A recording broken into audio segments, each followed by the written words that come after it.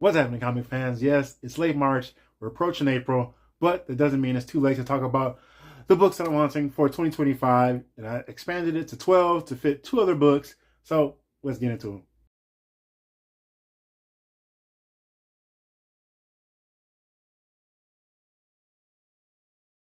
All right, people, as you can tell, voice is getting there.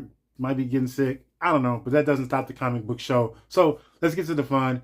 So I expanded my books that I'm hunting for 2025. I do have a couple other categories. And then I'm jumping into those 12 books. Kind of a range of different things. Nothing too, most of them aren't too extravagant, but just some cool books that I have been saving a spot in my collection for. So hoping to get most of them, and realistically, a lot of them are realistic goals that can be achieved. So let's see what happens 2025. Just some online hunting, mycomicshop.com, eBay, and of course in person.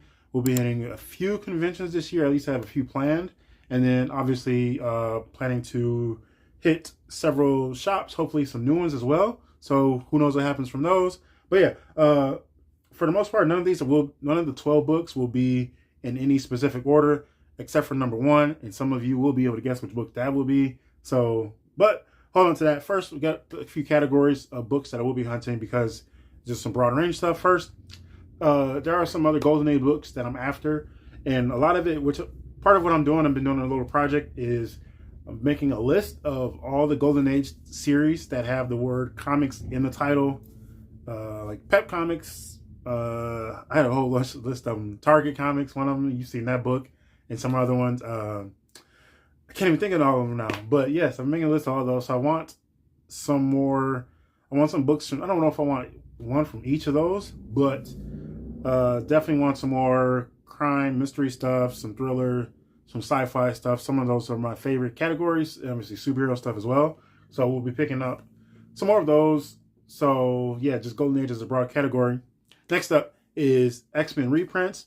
So from X-Men 69 through X-Men 93, all reprinted issues. 66 was actually no 67, because it was 66 was the last issue. Just X-Men and Hulk. 66, so 67 through 93, all reprints, and then obviously Giant Size and X-Men 94 on through the end of the run, 544. But yes, from those issues, I do need some. I have a few of those, but I will be looking to pick up the rest of those this year. And very realistic, most of them aren't that expensive, so shouldn't be too much. To just a matter of just finding some good looking copies at decent prices. So looking to easily knock those out this year. Last category is Amazing Spider-Man.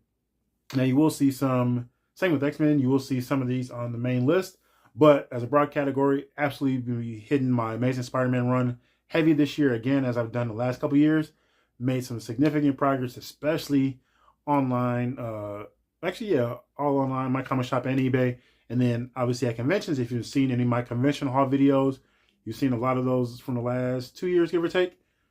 Heavy Amazing Spider-Man. So look for that to continue this year. So yeah, lots of good stuff. Golden Age, X-Men reprints, and ASM. Obviously X-Men and ASM, two of my biggest runs. I'm always hunting those. So getting my X-Men run down there. It's almost there. Just have issues 1 and 2 and the rest of those reprints. So we're getting there. All right, so let's get into the 12 books that I'm hunting for 2025. And we're going to start with this one, just significant for a couple reasons. Lobo #1, and not that bum Lobo from DC. This is the cool Lobo, the Western title. It's only 2 issues, but the first issue was the first issue spotlighted in black character led title. So huge step for just representation and just creativity and just kind of expanding who we see in comics as far as characters, and especially on the cover. That's just huge. You got this black character on there. So you got a Western title. So again, there's only 2 issues. So if I can pick up the second issue, I absolutely will. But yeah, Lobo #1 from way back. And I've seen, it's probably, I don't know, when you look at just Western titles and Silver Age titles, Gold and Silver Age titles, kind of varies where you go. You can kind of see the kind of selection you'll see. It can vary. And we'll talk about that with the next book. But yeah, hopefully I even come across this book. We'll see. The same as this next one, Worlds of Fear #7. No idea if I'll see this one in person. I've seen one copy on eBay. I just haven't gone for it yet. So maybe I need to finally just pull it and go for it, or just wait and see. Like I said, I do have a few conventions planned on the on my calendar, so we'll see. Maybe I'll wait, try to risk it. Maybe I'll come across it. Who even knows? Because you never know what you're going to come across as far as Golden Age stuff. It's just going to be all over the place with so many different titles, so many different genres. You never know what you're going to see, cross paths with. So we'll see what happens. But yeah, Worlds of Fear, number 7. This is another one I've read online. I was able to find a copy online to read. Cool cover, bunch of cool stories in there. And if you're not familiar with Golden Age titles, a lot of them are anthology series. So you're going to just have a bunch of plain comic stories, but then there will be some text stories in there, some one-page kind of, well, some of the other books have some one-page kind of humor stories where it's just a bunch of little jokes, but nothing too extravagant. So you're going to get a whole lot of that with most Golden Age titles. So yeah, Worlds of Fear, number 7. Next up, we have Marvel Team Up Annual number 1. So we got X-Men, we got Spider-Man, and just this cool cover. Love seeing those covers where it's the X-Men and Spider-Man teamed up together, because it's two of my favorite comic properties. And I'm not going after the whole Marvel Team Up run, but just this cool action cover with his characters here, and definitely a book that should be in my collection. This is one, when I talk about, like, yes, these are books I'm hunting for this year, but this one is not going to be anything major. It's not going to be crazy expensive, but it's just a book I just have to actually pick up, and one that I'm definitely going to put a lot of focus into getting. So when I come across it, I have no doubt I'll be able to come across plenty of easy copies anywhere, mycomicshop.com, and eBay especially. So we'll see what happens. Hopefully they'll drop this video soon, and I should have a convention coming around the corner. So you may see me bring this back from that show, depending on the selection at the show and the dealers there. So yeah, lots of cool stuff, even just from the convention coming from there. But yeah, hoping to bring this book home, obviously, and join the collection. Marvel Team Up Annual, number 1. Next, we got Amazing Spider-Man, number 20. First appearance of Scorpion. And I do have his second, which I picked up at, I think it was number 29. I got that at Airmo City Comic Con 2024, I believe. That was it? Or was that Heroes Con? One of those shows I picked up, or went to in 2024. I was able to pick this up and scored a great deal on it. So, absolutely looking forward to this one. This one, another book on this list. I have had copies before. I sold them years ago. Terrible mistake. Should have never done that. And I wouldn't have to be hunting them down now. But live and learn. Shit happens. But yeah, ASM number 20. Again, several ASM books on this main books, or several specific issues, along with the main category, as I said. But I just wanted to highlight a few specific issues. Same as the next one. ASM number 6, which is the other book I was referencing, was the first appearance of The Lizard.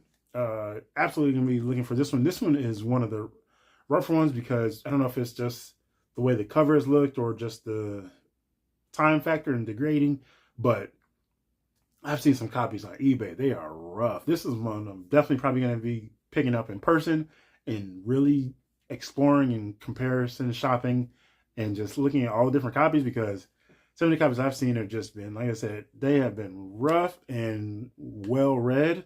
So graded copies, raw copies, all that. So we'll see how that goes. But yes, ASM number 6, first appearance of The Lizard. And oh, what's next? Another ASM book, ASM 300.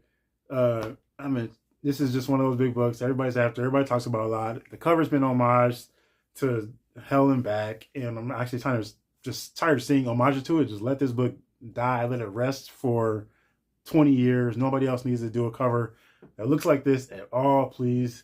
Just done with the pose, all of it. Just need the book in my collection. I get the value of it, why everybody's after it, but just want this. Big ASM fan, so let's just get in the collection. And just everything about this, just so much. Everybody, oh, 300, the cover and the pose and Venom, all that, the black costume, and everybody's after it, hyping up or driving up the value for all this stuff. Just like a collector, just have the book, just have it for the collection. They can move on, and that's it. So ASM 300. And we're gonna finally pivot away from ASM for a bit. Go over to Fantastic Four, number 52, Black Panther. Yes, this is just a book I've been after. I just still need it. Black Panther, we got the Fantastic Four, and it's actually I've looked at some copies recently, and I feel like the prices have definitely come down quite a bit, which works obviously in a favor of collectors, people who just genuinely just want the books for the sake of collecting and owning them, and not for speculation and just for value, future value, all that good stuff. Just being able to own the book. Just that cover, I do have those string of issues from with Silver Surfer, Galactus, Black Panther, and then Claws in there. So this one definitely just fits right in there. Still need 53 as well. But yeah, Fantastic Four, number 52, first appearance of Black Panther. Another just big book from that time period. Yeah, definitely need this in the collection. And then we're going to jump over to Avengers. For Avengers, number 57, this glorious red cover, first appearance of Vision, and just that iconic cover, way better pose. I would like to see this one more than the ASM 300.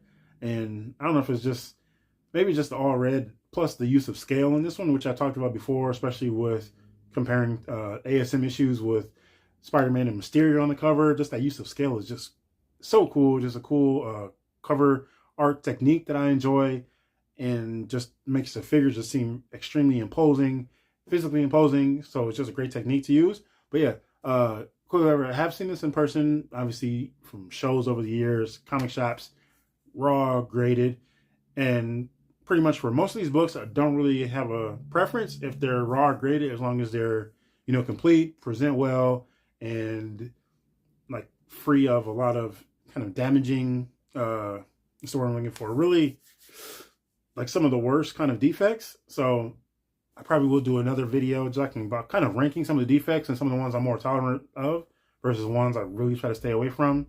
You're talking about molds, missing pages, missing pieces, like all that sort of stuff. So yeah, as long as they present well, complete, free of moisture damage, mold, all that kind of stuff, then I'll absolutely take a raw copy, especially older books.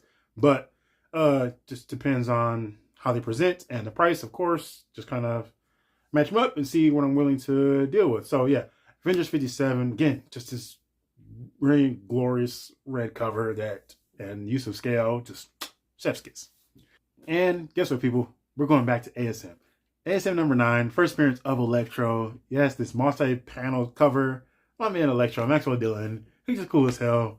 All the green and yellow, the big lightning bolt mask. Bring that all. I just want it all in its pure comic book glory. Don't shy away from it. Electro's has always been a cool-ass character, just visually striking. And I wish they wouldn't shy away from that for the movies, but that's kind of what you get. But that's why we got the comics, because we get him in full glory. So definitely looking forward to snagging a copy of this one, just to see how, just to have that in a collection. Like I said, he's just cool as hell. And if you look at just early kind of Silver Age villains, he always just stuck out to me. Maybe partially because of his costume, that green and yellow, and that lightning bolt mask, and maybe his powers, a combination of all of that. So yes, ASM number 9, first appearance of Electro. And another ASM book. Last one on the list, I promise. It's all going to be, like, a good chunk of this obviously was going to be ASM. You saw that coming. But number 50, Spider-Man No More. It's another iconic cover. First appearance of Kingpin. I do have a second appearance in ASM 51. But this one, big one, his first appearance there. Spidey walking out the alley, the costume, just everything it meant, especially at the time. And just what it, like, this is definitely a book and cover that have just withstood, is that a word? I don't know, that have both stood the test of time. So yes, definitely looking forward to adding this to the collection. ASM number 50. That's right, people, we're getting to the top 2 of this list, and of course there are X-Men books. So number 2 is X-Men number 2. We get the first appearance of first appearance of the Vanisher, second appearance of the X-Men. This is a book, another realistic possibility I can score this copy, score this book, and see which kind of copy I get. But obviously been comparison shop and look at prices, different conditions, different grades, and just seeing what's out there, what's in the market for at least online. And I trying to think if I looked at a couple copies at some of the conventions I went to last year.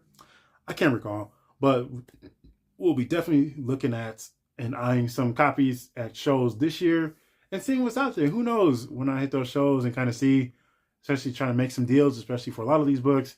When you go to conventions, especially you got cash, try to make some deals. See if you got some people who have some wiggle room, driving cash, be able to knock some bucks off some of those prices. So we'll see what happens with X-Men number 2, first appearance of the Vanisher.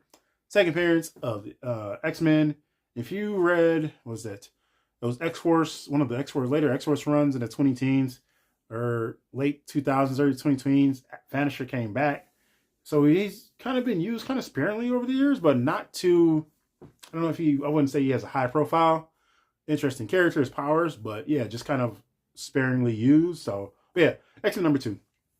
And of course, number 1 on my list of books I'm hunting for 2025, Giant Size X-Men number 1.